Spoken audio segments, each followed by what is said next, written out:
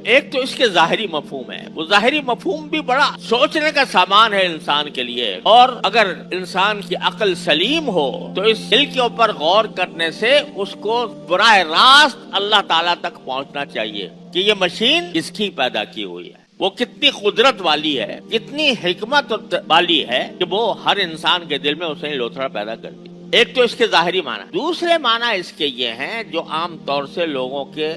جو صرف طب والے نہیں سمجھ سکتے، صرف میڈیکل سائنس نہیں سمجھ سکتے، ان کو اللہ والے سمجھتے ہیں، اور اس کو رسول کریم سرورت عالم صلی اللہ علیہ وسلم نے بیان فرمایا۔ وہ کیا ہے کہ ظاہر میں تو یہ خون کا لوتھڑا ہے جو ہمارے دل میں، گوشت کا ایک لوتھڑا ہے جو ہمارے دل میں جسم کے اندر پیدا کر دیا اللہ تعالیٰ نے، لیکن اس کی جو ظاہری شکل و صورت ہے، اس ظاہری شکل و صورت کے ساتھ اللہ تبارک و تعالیٰ نے ایک لطیف طاقت پیدا کی، علاوہ خون کے بھیجنے اور واپس لینے کے، خون کا عمل کرنے کے علاوہ اس کے ساتھ ایک لطیف طاقت اللہ تبارک و تعالیٰ نے عطا فرما دی ہے۔ وہ لطیف طاقت کیا ہے؟ وہ یہ کہ اس کے ساتھ انسان کو سوچنے سمجھنے کی اور جذبات اور خواہشات پیدا کرنے کی ایک طاقت اللہ تعالیٰ نے دل کے ساتھ وابستہ کی۔ یعنی جو ہمارے دل میں کوئی شوق پیدا ہوتا ہے نا، میں فلاں کام کر لوں، یا جذبہ پیدا ہوتا ہے کہ میں فلاں کام کرنے کا میرے لیے زیادہ بہتر ہے، یہ جذبہ اور یہ شوق یہ دل کی اس لطیف طاقت سے پیدا ہوتا ہے جو اللہ تعالیٰ نے اس لوتھڑے کے ساتھ وابستہ کر دی۔ اس میں اچھی خواہشات بھی جنم لیتی ہیں اور بری خواہشات۔ فرض کرو اگر دل میں میرے یہ خیال آ رہا ہے کہ بھئی مجھے اللہ کے سامنے جواب دینا ہے، لہذا میں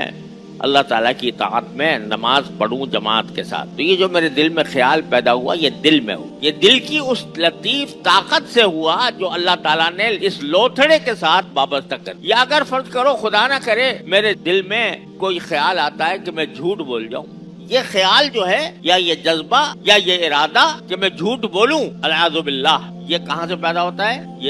یہ بھی دل کی اس مخفی پوشیدہ طاقت سے ہوتا ہے جو دل کے ساتھ وابستہ ہے۔ قرآن کہتا ہے کہ لہم قلوب لا یفقہون بہا، کافروں کے بارے میں کہہ رہا ہے قرآن کہ ان کے پاس دل تو ہیں لیکن ان دل کے ذریعے وہ حقیقت کو سمجھتے نہیں ہیں۔ عام طور سے جو میڈیکل سائنس یہ کہتی ہے سمجھنا جو ہوتا ہے وہ کہاں سے ہوتا ہے؟ دماغ سے۔ قرآن کہتا ہے نہیں، دل سے ہوتا ہے۔ یعنی وہ جو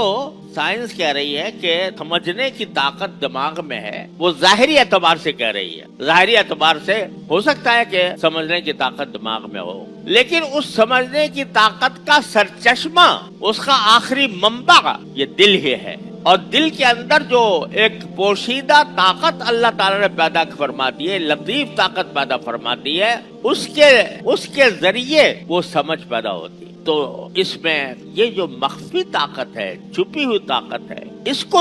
نبی کریم سرورت عالم صلی اللہ علیہ وسلم نے اس طرح تعبیر فرمایا کہ یہ ایسی چیز ہے کہ جب تک وہ چھپی ہوئی طاقت، لطیف طاقت، جب تک وہ صحیح کام کر رہی ہوتی ہے اس وقت تک انسان بھی صحیح کام کر رہا ہوتا ہے، اور جب وہ خراب ہو جاتی ہے تو پھر انسان بھی خراب کام کرتا ہے۔ جیسے یہ لوتھڑا اگر صحیح کام کر رہا ہو تو انسان صحت مند ہے، کچھ چھوٹی موٹی بیماری ضرور کی پیدا ہو جائے گی لیکن زندگی کو خطرہ نہیں ہو، لیکن اگر اس میں خرابی پیدا ہو جائے تو اس کا نتیجہ موت ہو سکتا ہے۔ اسی طرح اس لوتھڑے کے ساتھ جو ایک لطیف طاقت اللہ تبارک و تعالیٰ نے پیدا فرمائی ہے وہ بھی ایسی ہے کہ جب تک وہ صحیح کام کر رہی ہوگی انسان صحیح راستے پر ہوگا، اگر وہ غلط کام کر رہی ہے تو اس کا راستہ بدل جائے گا، خراب ہو جائے گا۔ لہذا دوسری حدیث میں رسول کریم سرورت عالم صلی اللہ علیہ وسلم نے فرمایا التقویٰ ہا ہونا، دل کی طرف اور سینے کی طرف اشارہ کرتے ہوئے آپ نے فرمایا تقویٰ یہاں ہوتا ہے، یعنی دل میں ہوتا ہے۔ کیا مطلب؟ کہ وہ لطیف طاقت جو انسان کے دل میں جذبات پیدا کرتی ہے، خواہشات پیدا کرتی ہے، ارادے پیدا کرتی ہے،